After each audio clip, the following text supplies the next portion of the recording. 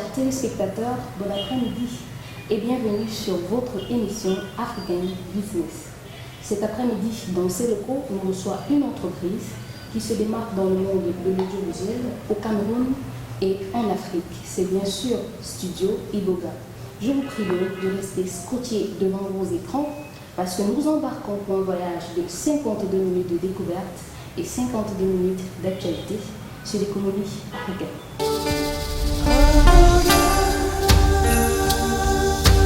Iboga est une entreprise incontournable en matière d'audiovisuel au Cameroun et en Afrique. Nous voyons vos œuvres, nous sommes certains que vous partez d'un point pour être où vous êtes aujourd'hui. Pouvez-vous donc nous situer dans le contexte historique de votre entreprise? Effectivement, il est clair que toute entreprise existante, au-delà de son rayonnement, a une histoire. Et Iboga s'inscrit dans cette démarche-là. Le studio Iboga est une entreprise qui existe depuis 7 ans en tant qu'entreprise. Mais sous le nom Iboga depuis environ 4 ans, exactement 4 ans. Parce que l'entreprise avait un autre nom par le passé et un certain nombre de problématiques qu'on a rencontrées au cours de notre parcours nous a poussé à changer le nom et adopter Iboga depuis 4 ans. Donc l'historique d'Iboga n'est pas si compliqué que ça. Rodrigue Foto, qui est le cofondateur de l'entreprise, nous nous connaissions depuis plus d'une dizaine d'années. Nous avons fait la même école des Beaux-Arts. Nous avons plus ou moins cheminé ensemble et à un moment donné, on s'est séparés après l'école des Beaux-Arts. Et chacun ayant développé un certain talent au courant de son évolution personnelle, il arrive un moment où on s'est dit il est important qu'on essaye de voir comment est-ce qu'on peut quitter de la posture d'employé dans des entreprises ou alors juste des artistes qui essayent de montrer ce qu'ils savent faire à créer une entreprise. Et c'est comme ça qu'on a décidé de se mettre ensemble pour créer le studio Iboga. Mais avant ça, Rodrigue a fait un voyage pour le Gabon où il a travaillé avec une multitude de boîtes au niveau du Gabon. C'était surtout dans une perspective d'expérimentation d'un nouveau type de terrain, d'acquisition des nouvelles connaissances et des nouvelles expériences qui devraient nous être très profitables à son retour. Et tout naturellement, lorsqu'il a fait ce temps-là à l'extérieur, il est revenu au Cameroun et c'est ainsi qu'on a lancé le studio Iboga. Donc en gros, de façon plus ou moins précise, voilà plus ou moins l'itinéraire. Maintenant, les soubresauts, les contenus et tout ce qui caractérise en fait l'évolution de tout projet, si vous souhaitez les détails, je pourrais vous donner dans la suite de notre échange. Pourquoi avoir choisi le nom Iboga pour votre structure? Le choix du nom Iboga pour la structure n'a pas été anodin. C'est un choix qui s'appuie sur un certain nombre de principes qui caractérisent notre entreprise. Déjà, c'est une volonté pour nous d'exprimer notre africanité, d'exprimer ce qu'on est. Et la meilleure façon d'exprimer ce qu'on est, c'est déjà d'utiliser les éléments de son environnement, les éléments culturels, que ce soit le patrimoine culturel physique ou immatériel dans la langue et tout. Et dans cette démarche-là, il était important qu'on puisse trouver un nom qui non seulement caractérise notre entreprise, mais qui en même temps a une symbolique. Une symbolique qui permet de donner en fait un sens à l'aura qu'on souhaite projeter avec notre entreprise. Alors, donc, le choix d'Iboga s'est porté sur quelque chose d'assez précis. L'Iboga, c'est une plante qu'on retrouve uniquement en Afrique centrale particulièrement.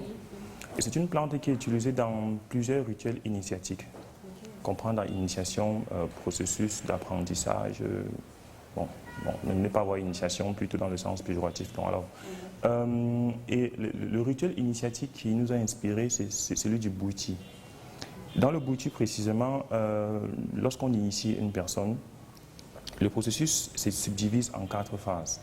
Il y a la naissance, il y a la mort, il y a la renaissance et il y a l'accès au savoir.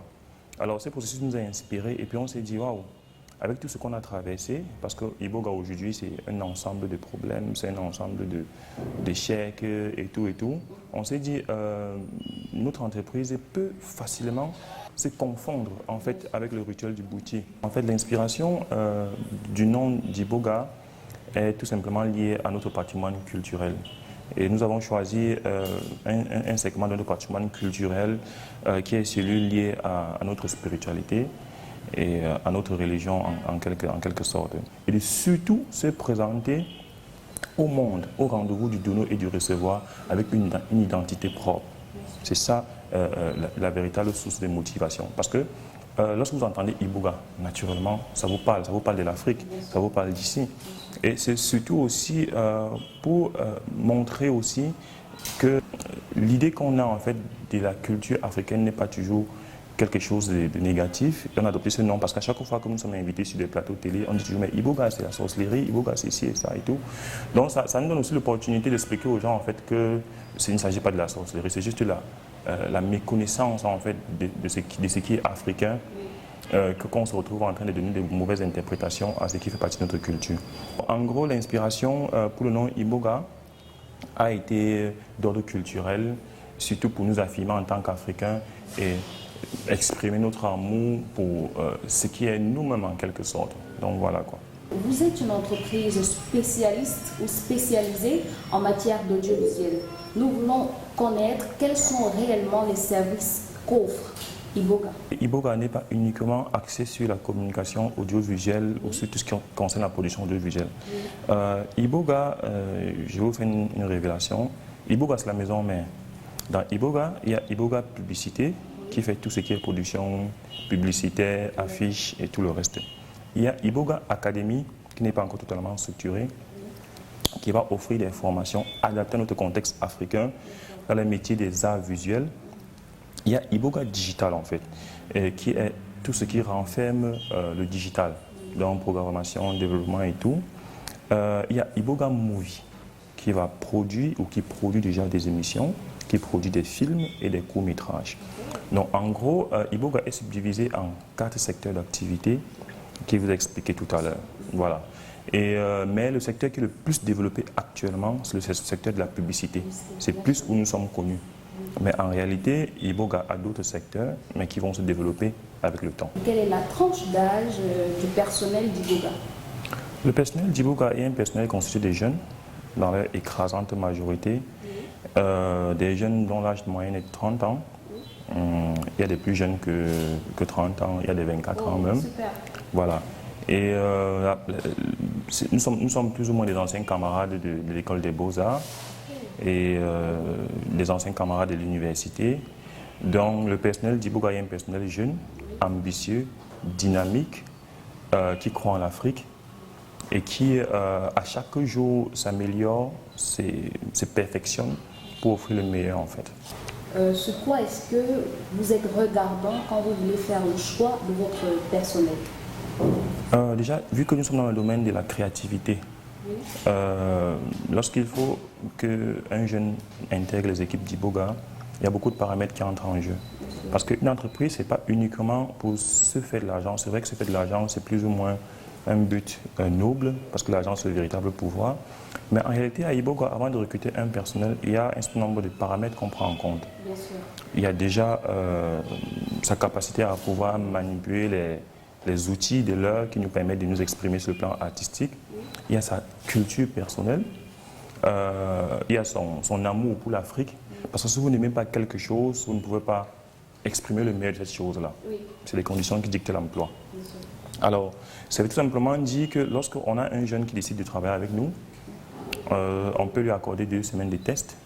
Ce type de tests comporte des tests psychologiques, des tests intellectuels, et puis sa capacité d'entrer en cohésion avec l'ensemble du personnel. Mais à Iboga aussi, le tout n'est pas de recruter tout le monde, mais c'est de prendre des gens de qualité, qui ont de la vision, qui ont de l'ambition, et puis qui peuvent se mettre ensemble pour atteindre le sommet. Donc voilà, ça veut dire que les critères sont tout simplement basés sur déjà la capacité technique du personnel, sa culture comme personne, et puis si on peut dire son degré de patriotisme ou panafricanisme si on veut. Comment est-ce que vous êtes parti de cette idée précieuse pour cette affaire aujourd'hui qui marche bien? Parce que nous croyons que vous excellez dans votre domaine. Comment êtes-vous parti de cette idée pour cette affaire? Partir d'une idée pour une affaire, voilà. En fait déjà, on a une formation qui plus ou moins nous oriente à faire un certain type de choix dans notre vie. C'est comme lorsque vous avez une formation en mécanique, automatiquement votre cerveau est configuré pour essayer de voir comment est-ce qu'avec ma mécanique je peux faire ci ou ça. Alors vous avez une formation artistique, c'est vrai, c'était plus dans l'art plastique. Dans l'art plastique, l'art des formes et tout, donc peinture, sculpture, céramique. Mais il était important, et comme en tout domaine aussi, de savoir qu'est-ce que je peux faire de ce que la nature a fait de moi. Ça veut dire qu'est-ce que je peux faire du savoir que j'ai. Comment est-ce que le savoir que j'ai acquis présentement peut être utile à ma société, à ma communauté, à mon continent, à mon pays. Alors à partir de ce moment, si vous avez appris à faire de la peinture, comment cette peinture-là peut être utile pour mon environnement? Est-ce que je vais juste faire des tableaux et essayer de vendre? Est-ce que je vais essayer plutôt de voir comment est-ce que ce savoir-faire peut être utile sur le plan du développement de notre société? Et c'est comme ça qu'ayant eu une formation à la base artistique, donc avec la sensibilité de ce qui est beau, il fallait absolument qu'on l'oriente dans un domaine qui puisse être utile de façon évidente, de façon vraiment précise. Quand je parle d'utilité, je veux dire, parce qu'il y a plusieurs parmi nous qui avons fait la même formation, mais qui n'ont pas pu ou qui n'ont pas fait ce que nous sommes en train de faire. Pas parce qu'ils n'ont pas la compétence, mais parce qu'ils n'ont pas adapté leur savoir-faire à un besoin précis, utile pour notre pays. Alors, c'est donc comme ça qu'on a analysé un certain nombre de demandes sur le marché, pas de façon, comment dire, structurée. C'est juste qu'on s'est posé un certain nombre de questions. On s'est dit, OK, avec ça, comment est-ce qu'on peut orienter notre savoir-faire pour être utile? Et c'est comme ça que Rodrigue Photo, lui, il a orienté son savoir-faire au niveau de la vidéo et tout le reste. Moi, à l'époque, c'était beaucoup plus sur le branding, dans le branding des carrosseries. Parce que je me suis rendu compte en fait que les entreprises locaux qui faisaient en fait du branding de voitures avaient un problème lié au fait que le branding qui était fait en Occident, ou alors du moins le support qui était utilisé en Occident, n'était pas tropicalisé pour l'Afrique. Et du coup, ça ne mettait pas long. Et c'est comme ça qu'on a proposé des services liés au tuning, c'est le terme le plus utilisé. Et c'était plus adapté, c'était moins coûteux et ça pouvait faire 5 ans, 6 ans. Donc c'est parti en fait de ce principe-là qu'on a réorienté les formations qu'on a eues pour l'adapter aux demandes du marché. Bien sûr, dans vos propos, il est clair que vous avez voulu être une solution à votre manière pour votre environnement. Exactement. Ça, c'est très clair. Maintenant, il y a plusieurs jeunes qui sont en train de nous regarder à la maison et qui veulent bien participer ou alors investir dans le monde de l'audiovisuel. Quels sont les conseils précis et concis que vous pouvez leur apporter? Les conseils que je peux apporter aux nouvelles générations, c'est vrai qu'on ne peut pas, nous, on ne se considère pas comme ayant déjà atteint le sommet, non, du tout. Oui. Du tout. Oui. Parce que vraiment. Vous êtes encore dans la course. Exactement. On n'a même pas encore déclenché la course. Si on veut se positionner par rapport à ça à quoi on aspire. Oui. Parce que le but d'Iboga, c'est de pouvoir, à terme, même si c'est à long terme, produire des contenus cinématographiques qui puissent montrer au monde la vision que l'Afrique a d'elle-même et du monde dans lequel elle vit. Voilà. Donc, mais le conseil qu'on peut donner déjà aux jeunes, c'est lorsqu'ils veulent se lancer dans le monde de l'audiovisuel, ils doivent avoir une grande culture. Premièrement, une culture générale. Ils doivent avoir une culture artistique. Se perfectionner au quotidien. Ne pas se limiter au quartier parce que ton voisin te dit « Waouh, tu fais des belles créas », parce que ta petite cousine rentrée du village te dit « Waouh, tu es le plus fort ».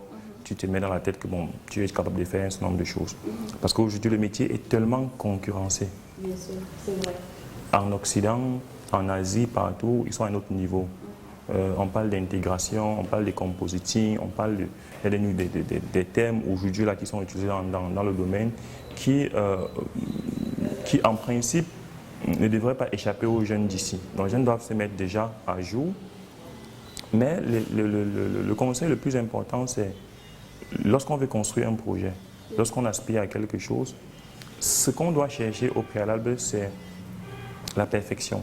Bien sûr. C'est dans la quête de la perfection qu'on retrouve finalement tout ce qu'on souhaite par la suite, argent, gloire et tout le reste. Donc la quête de la perfection doit être le leitmotiv. Ça doit être l'unique but à chercher. Parce que quand vous cherchez l'argent, vous ne le trouvez jamais. Mais quand vous cherchez la perfection, vous trouvez automatiquement l'argent au rendez-vous. Donc c'est ce que je voudrais dire aux jeunes, qu'ils apprennent aussi à être patients. Parce que nous sommes patients et on subit tout. Sankara le disait, un militaire sans formation idéologique est une âme dangereuse en puissance. Ça veut dire, lorsque vous avez le devoir de communiquer, d'utiliser l'image, de faire des vidéos, vous allez avoir une formation idéologique. C'est pour ça que Rodrigue et moi, on s'était dit, à un moment donné, on va essayer de sensibiliser ceux qui font dans la bande dessinée et tout. Parce que généralement, lorsque vous regardez la bande dessinée, bon, je vais prendre le cas du Cameroun, mais c'est plus ou moins la même chose qu'on retrouve en Afrique.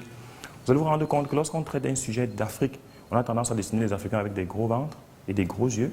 Et ça, en fait, ça c'est la vision occidentalo-centriste et son expression artistique. Et comme beaucoup ne comprennent pas que l'image que l'on perçoit, que l'on renvoie de nous-mêmes au quotidien, façonne notre subconscient et détermine aussi notre quotient émotionnel, notre capacité à nous adapter et à nous développer, les artistes qui ont le devoir et qui ont la lourde responsabilité de communiquer, de véhiculer des images, de véhiculer des vidéos, doivent tenir compte de ces paramètres-là.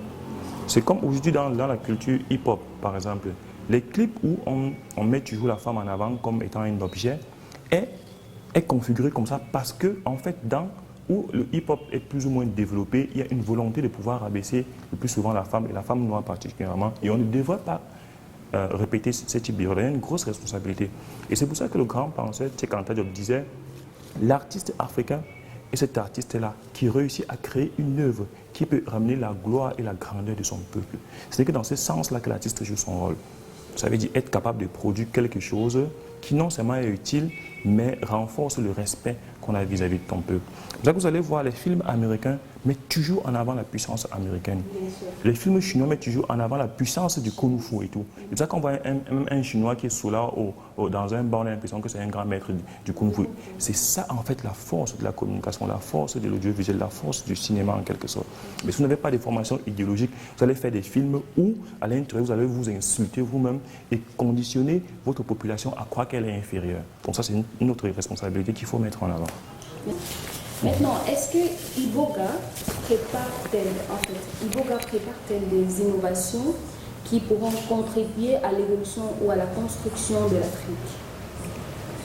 Il est clair que Iboga n'est pas juste une entreprise classique. Iboga est un acteur qui souhaite s'impliquer dans le développement de l'Afrique, dans l'émergence de l'Afrique et dans,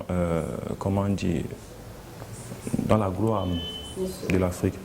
Alors, ça veut tout simplement dire qu'il est clair que Iboga, au-delà du travail et des prestations qu'elle offre à des entreprises clientes et tout, Iboga a des projets en interne qui sont financés par Iboga uniquement dans le cadre de la revalorisation de l'Afrique et dans le cadre de la promotion non seulement de l'amour pour l'Afrique, de l'humanisme africain et surtout du développement de l'Afrique.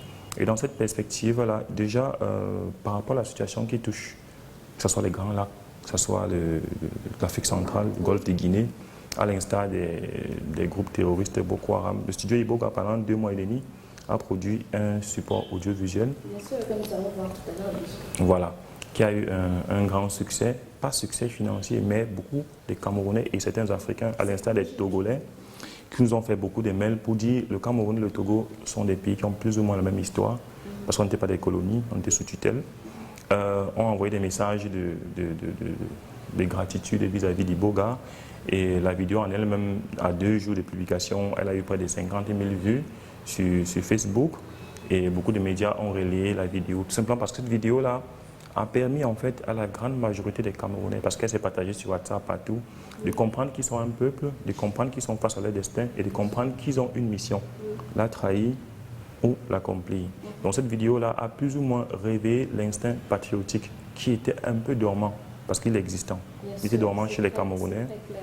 Et du coup, l'armée en elle-même aussi, parce qu'on a eu des retours venant de l'armée, il y a eu des messages, il y a eu des publications même sur notre page Facebook, sur YouTube et tout, où certains militaires ont simplement exprimé leur émotion, leur joie de voir qu'on pense à eux, parce que la vidéo en elle-même, en fait, ce n'est que le résumé de la pensée globale des Camerounais. Oui, en passant, moi-même, j'ai presque pleuré, j'ai même pleuré quand j'ai vu cette vidéo et Voilà. un coup de chapeau, parce que c'était simplement spécial.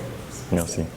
Donc voilà, c'est une vidéo qui nous a pris 2 mois et demi, qui nous a coûté financièrement, qui nous a coûté en temps et tout, et qui finalement n'a pas été pour rien. Parce que pour nous, on pense que la situation que traverse le continent et notre pays particulièrement nous concerne tous, et chacun à son niveau, que tu sois banquier, que tu sois restaurateur, que tu sois, je sais pas, peu importe le métier dans lequel tu fais, chacun doit devoir, à partir de ce qu'il a, voir comment il peut contribuer à ce que nous tous ensemble on avance. C'est uniquement par cette voie-là qu'on peut arriver finalement au terminus. Oui, dans vos propos, Monsieur Henri Kanga, vous exprimez clairement votre instinct panafricaniste. Il est clair que Iboga est beaucoup basé sur le panafricanisme.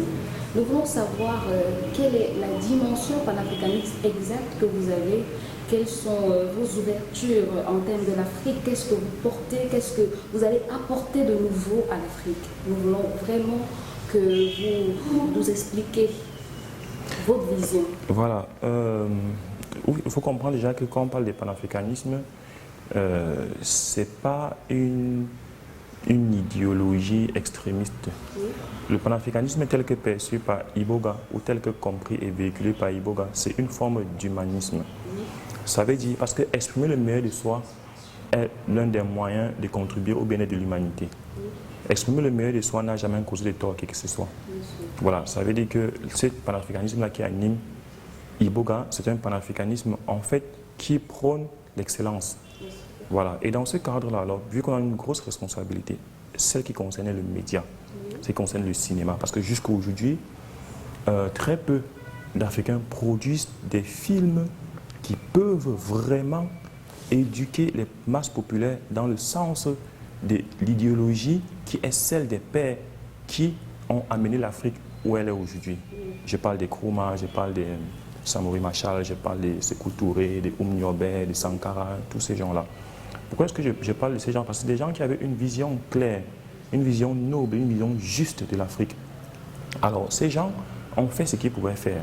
Maintenant, à nous, que ce soit chef d'entreprise, que ce soit peu importe dans quel domaine d'activité vous excellez, on part du principe que chacun devrait, au-delà de se faire de l'argent, contribuer de façon efficace à ce que l'Afrique grandisse.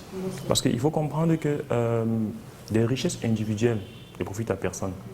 C'est lorsqu'on agit ensemble pour le bien de tous qu'on est plus fort. Vous voyez les Juifs, les Juifs c'est le peuple,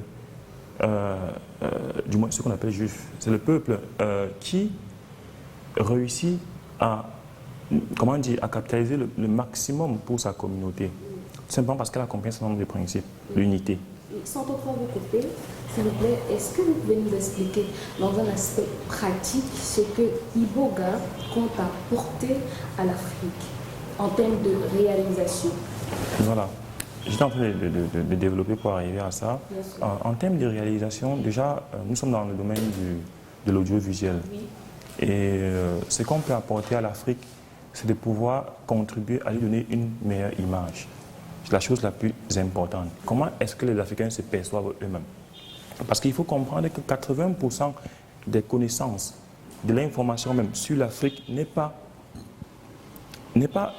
fabriquée, n'est pas conçue par des Africains.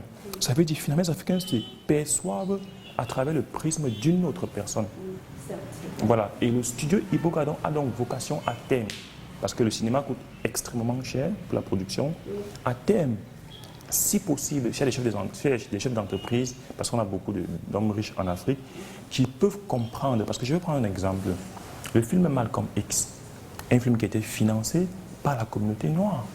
Et c'est un film qui a permis à beaucoup de Noirs de comprendre ce que Malcolm X avait fait, son idéologie, et pourquoi est-ce qu'il a fait ça, et quel était le but en fait de sa démarche. Et ça permet à un peuple d'avoir une conscience et d'avancer. C'est comme vous allez voir en Chine. Les Chinois sont puissants aujourd'hui, ce n'est pas parce qu'il a fallu juste qu'ils aient de l'argent, parce qu'il y a une formation idéologique. Et quels sont les canaux par lesquels la formation idéologique sont véhiculées? C'est les médias classiques, c'est le cinéma surtout, et c'est les arts de façon générale. Et c'est dans ce cadre-là que le studio Iboga a quelque chose à apporter. Mais je ne veux pas dire malheureusement, parce que nous, on perçoit le verre à moitié plein, pas la moitié vide. On veut simplement dire, on a fait une première production qui nous a coûté, qui était pour le cas du Cameroun. On travaille actuellement sur notre production qui concerne l'Afrique en général.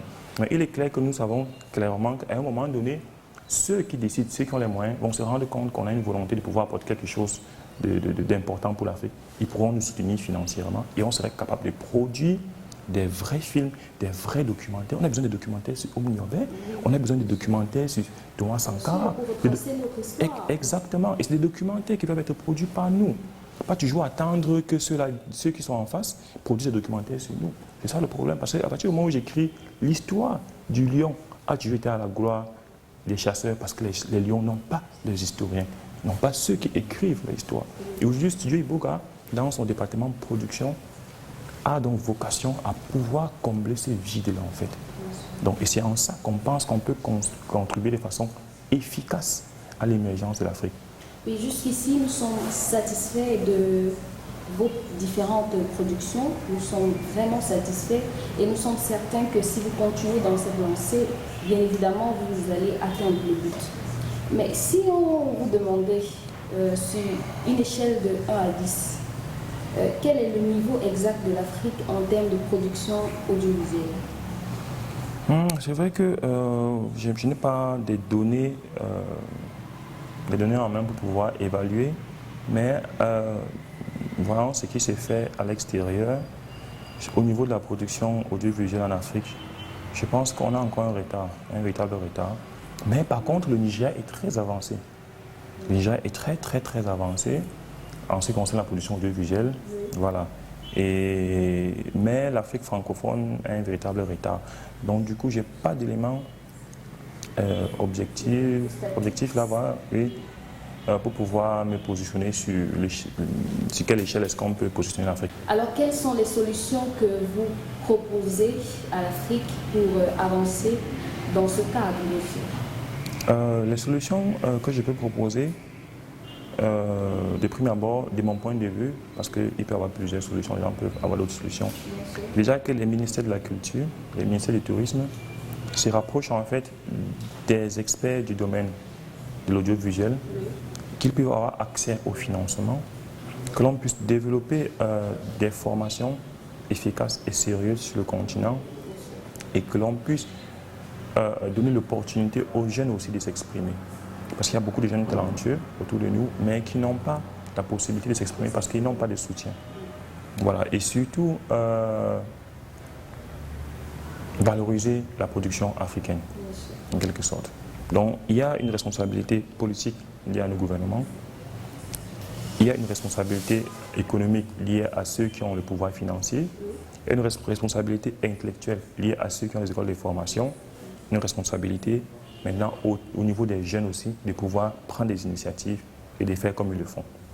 Donc voilà.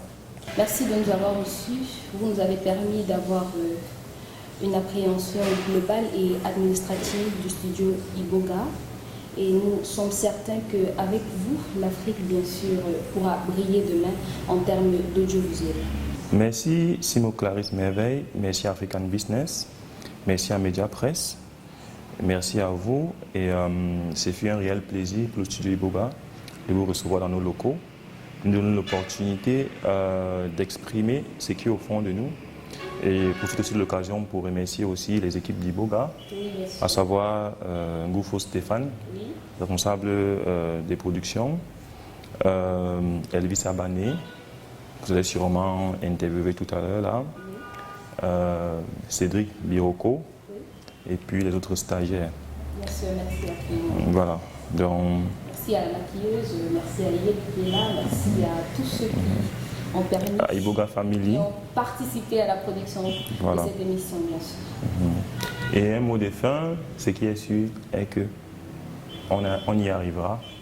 C'est l'année de l'Afrique, c'est le millénaire de l'Afrique, c'est le siècle de l'Afrique. C'était pour nous Nye Kamgan Henry, le cofondateur des studios Iboga. Retrouvons-nous juste derrière ce reportage pour avoir un entretien avec Rodrigue Fotso.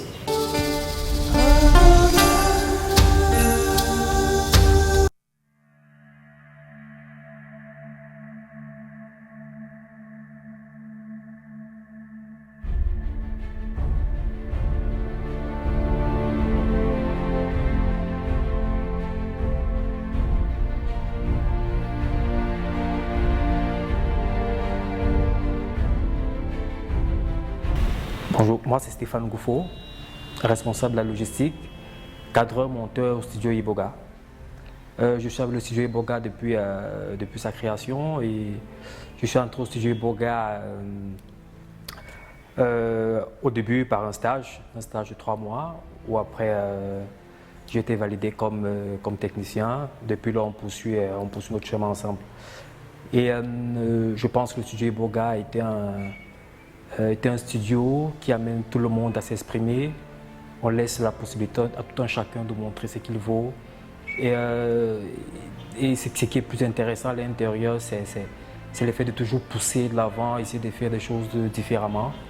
Et le fait de travailler uniquement avec des jeunes, parce qu'en fait, Iboga est un groupe qui, en fait, c'est une entreprise qui a uniquement des jeunes.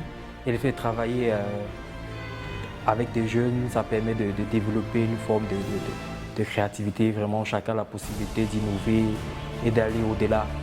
On essaie un peu de pousser plus loin et éviter de rester dans le standard. C'est ce qui me motive le plus à être au studio Iboga.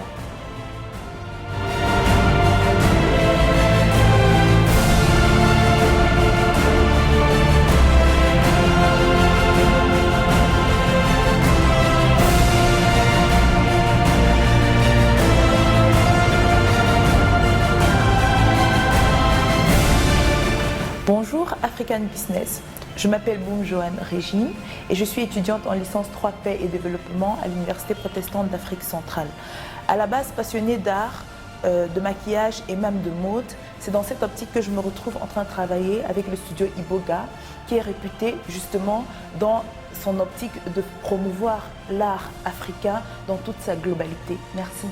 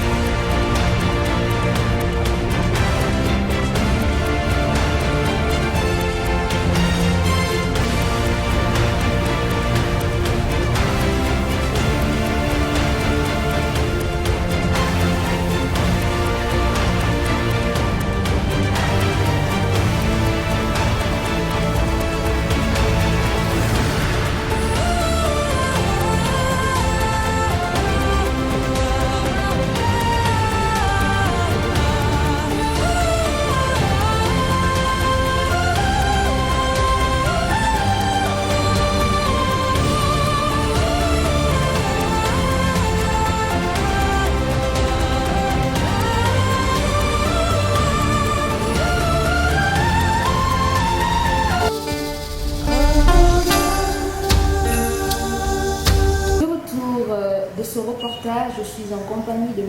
Rodrigue Fotso, cofondateur des studios Iboga. Bonjour et merci de nous recevoir chez vous. Parmi des multitudes d'entreprises qui travaillent dans le monde de l'audiovisuel, nous voyons aussi bien à travers ce reportage que Iboga se démarque à travers sa ponctualité, sa rigueur dans la prestation des services et également son dynamisme. Nous voulons bien savoir, M. Rodrigue Fotso, Oui. quelle est l'origine du dynamisme que regorgent les studios Iboga? Déjà, je dois vous dire, à la base, nous sommes particulièrement des perfectionnistes. Et la qualité prime de façon primaire dans nos studios. Donc, ce qui fait que nous avons compris un certain nombre de choses concernant le travail dans notre système professionnel. Et on s'est dit il est important que tout ce que nous produisions soit de qualité si on veut vraiment se démarquer en quelque sorte. Donc du coup, concernant notre dynamisme, nous avons une influence aussi particulière. Nous avons une référence particulière pour des studios de qualité dans le monde auxquels nous essayons de nous aligner pour être toujours au top. En matière de culture de notre métier, nous sommes totalement ouverts.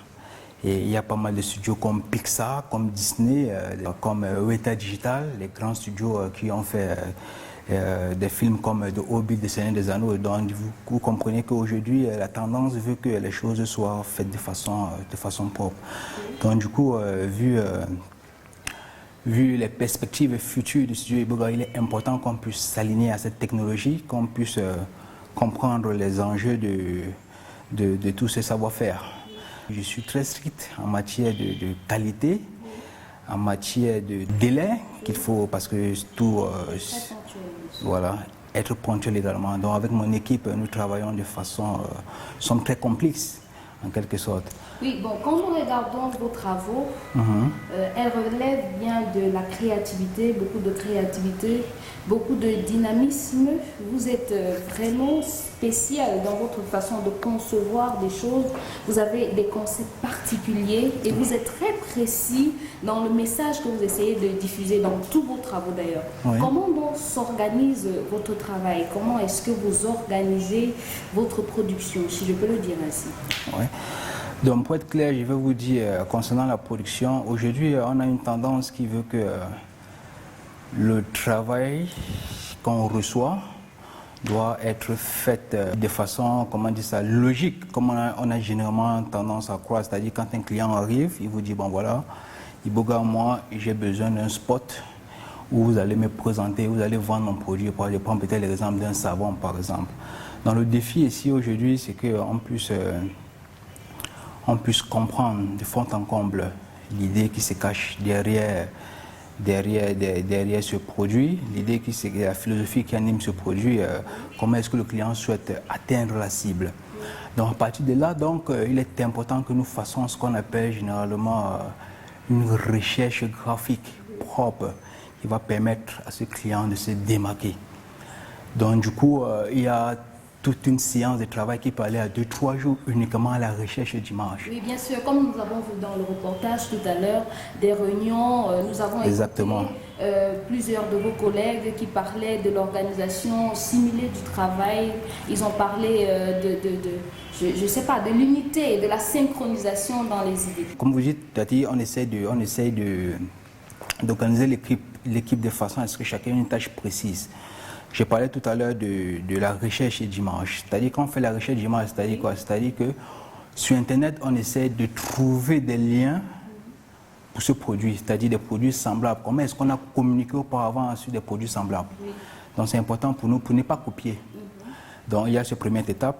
Et après maintenant, il y a une étape qui est dans la recherche chromatique précise du produit. Parce que un produit a un ton, a une couleur. Donc généralement, c'est quelque chose qui n'est pas très visible. dans ce qu'on peut voir aujourd'hui dans les spots, tout ça là. Mais vous allez vous rendre compte que sur des spots, par exemple, qu'on peut voir dans les chaînes étrangères, vous allez vous rendre compte qu'il y a toujours quelque chose de précis qui vous attache. Mais généralement, vous ne pouvez pas comprendre pourquoi.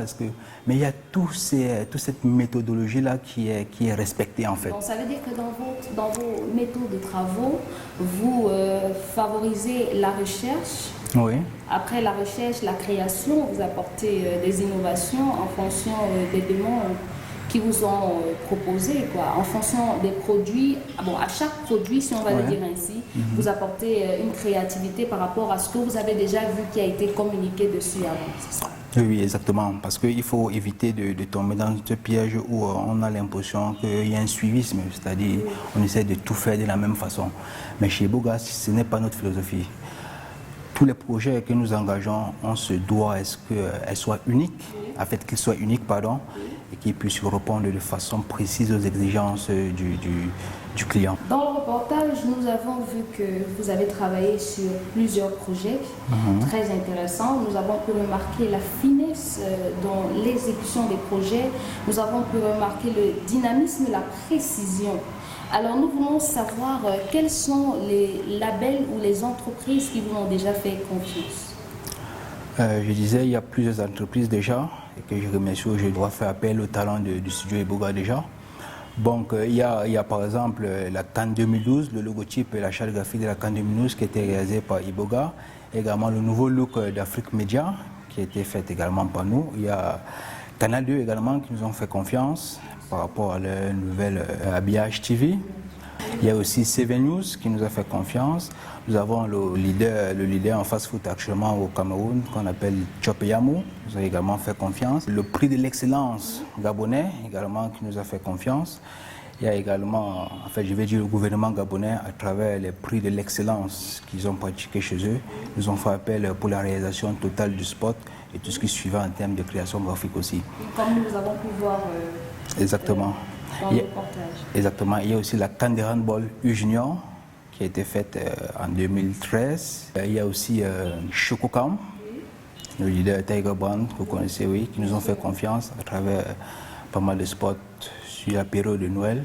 On a eu à réaliser certains produits aussi en interne. Il y a également Camtel qui nous a fait confiance. Il y a aussi des créations graphiques qu'on a fait pour le ministère du Tourisme. Nous voyons bien que ce sont des entreprises très sérieuses qui vous ont fait confiance. Cela prouve que vous êtes non seulement dynamique et que vous avez du talent, mais vous êtes rigoureux dans votre travail. Et ça prouve combien de fois l'Afrique entière peut vous faire confiance. Maintenant, avec ce CV, si je peux le dire ainsi, ce CV vraiment gonflé, ce carnet d'adresses assez chargé, quels sont vos objectifs pour les prochaines années? Déjà, je vais vous dire, nos objectifs sont très clairs. Nous avons un projet d'implanter dans tous les pays de la sous-région un succursale d'Iboga. Et aussi continuer à développer de façon précise la technologie qui s'arrime autour de l'audiovisuel. Parce qu'il faut préciser ici qu'il y a beaucoup d'éléments précis qu'on a tendance à négliger qui participent à l'évolution de la qualité de notre travail. Précisément le VFX par exemple qu'on connaît le plus souvent dans le monde du cinéma, de l'image de synthèse qu'il faut également maîtriser de fond en comble si on veut toucher un grand nombre de marchés extérieurs également. Il y a aussi une stratégie au sein d'Iboga de recruter davantage des jeunes talentueux qui pourront contribuer à notre développement. Bien sûr qu'avec l'implantation d'Iboga dans plusieurs pays de la sous-région et en Afrique sera d'un très grand apport pour l'avancement de l'audiovisuel dans notre continent. Maintenant, nous voulons savoir qu'est-ce qui meuble vos journées à Iboga? Nous avons des journées ordinaires comme toute autre journée, mais la seule différence chez nous, c'est que nous essayons d'être assez libres dans notre façon de travailler. Nous n'avons pas des heures précises qui veulent que, bon voilà, il faut être là à 6 heures ou bien il faut être là à 8 heures. Le plus important pour nous, c'est que nous puissions respecter les délais. Parce que dans la créativité de l'homme, il est important que vous soyez assez averti pour mieux dégager en vous votre capacité à mieux faire les choses. Donc c'est important pour nous. Donc concernant nos journées également, on essaie de mettre tout le monde à l'aise. comme je vous ai parlé tout à l'heure, en termes d'horaire. Ouais. Parce que quand nous recevons du travail à faire, il est important que nous ayons des dates précises concernant tous les délais. Et par rapport à ça, nous organisons nos journées. Nous constatons de la finesse dans votre travail, vraiment à apprécier, à applaudir et à encourager. Nous voulons savoir quelle est votre particularité, d'où vous viennent ces inspirations si spéciales. Je dois dire déjà au niveau du détail, parce que le détail chez nous à Iboga est très important. C'est sur le détail qui fait l'œuvre, en quelque sorte. Donc, concernant notre façon de faire, déjà nous sommes dotés à la base d'une technologie assez puissante, qui est la 3D, qui est l'élément que nous utilisons le plus dans nos réalisations. Et en termes de logistique également, nous avons des machines extrêmement puissantes qui nous permettent de gagner en temps en termes de calcul. Par exemple, quand on parle de machines puissantes, il y a des Intel Xeon, par exemple, qui sont des machines de l'heure, si je peux dire ça comme ça, utilisées par des grands studios. Et je peux vous avouer, grâce à ces machines, il y a l'artiste qui est autour. Je crois que nous réussissons à réaliser tout ce que nous imaginons. Ouais, parce que c'est... Oui. Maintenant, avec l'affluence des travaux que vous avez, comment est-ce que vous gérez votre temps? Est-ce qu'il n'y a pas de souci à ce qu'un client soit lésé ou un client soit reçu en retard par rapport à la livraison de son travail? Comment est-ce que vous organisez votre temps pour pouvoir servir tout le monde à temps? Chez nous, à Iboga, nous avons ce qu'on appelle une technique de travail qu'on appelle généralement le pipeline. Oui. Plus connu dans le monde de l'audiovisuel, qui consiste en fait d'organiser les étapes du travail qu'on reçoit. Donc, des étapes de travail qui commencent par la création du concept, d'abord du projet qu'on reçoit, et en plus, il y a l'étape de la recherche graphique du sujet, et l'étape de la fabrication, et en plus, on a l'étape du calcul et l'étape de la livraison. Donc, une fois que toutes ces étapes sont définies, nous avons une discussion précise avec le client qui peut nous permettre de savoir si tous ces temps-là peuvent être respectés. Et c'est comme ça qu'on réussit à respecter nos délais. Quelle est la technique et la technologie que vous utilisez pour la réalisation de vos travaux? Déjà, en termes de technique, au sein du studio, nous utilisons le green screen, qui est une technique d'intégration sur fond vert. Nous avons également, en termes de technologie, pas mal de logiciels que nous utilisons comme RealFlow, qui est un logiciel basé sur la simulation des fluides. Il y a également le logiciel Maya que nous utilisons le plus souvent dans nos réalisations 3D animation. Nous avons également Photoshop, Illustrator, InDesign, comme tout le monde le connaît, qui est également utilisé dans la production graphique au sein du studio Iboga. Dites-nous, Monsieur Rodrigue Fotso, quelles sont les meilleures réalisations du studio Iboga? Déjà, c'est assez délicat que je puisse situer une réalisation comme la meilleure, parce que tout ce que nous réalisons à Iboga, nous le faisons avec un grand cœur, et tous nos œuvres sont en quelque sorte un peu comme nos enfants. Mais est-ce qu'il n'y a pas une réalisation qui vous a personnellement émerveillé? Et oui, il y a cette dernière vidéo qu'on a réalisée pour le soutien de nos forces et la population du Nord, que nous avons particulièrement aimé au sein d'Iboga, surtout par sa dimension patriotique et également l'engagement technique que toute l'équipe Iboga a donné pour la réalisation de cette vidéo. Dites-nous, quelles sont vos sensations quand vous voyez vos œuvres diffusées à travers le monde et être appréciées? Je vais vous dire, elle est tellement grande que je ne peux l'exprimer vraiment. Parce que vous savez, quand on regarde tout le parcours que nous avons traversé pour en arriver là, je pense qu'aujourd'hui, quand vous voyez quelque chose d'assez concret comme ça, nous pensons que nous sommes sur la bonne route. Ouais, c'est vraiment quelque chose de super. Merci, Monsieur Rodrigue Fotso. Ça a été un plaisir pour nous d'être reçus par vous. Merci, je vous remercie aussi. D'accord.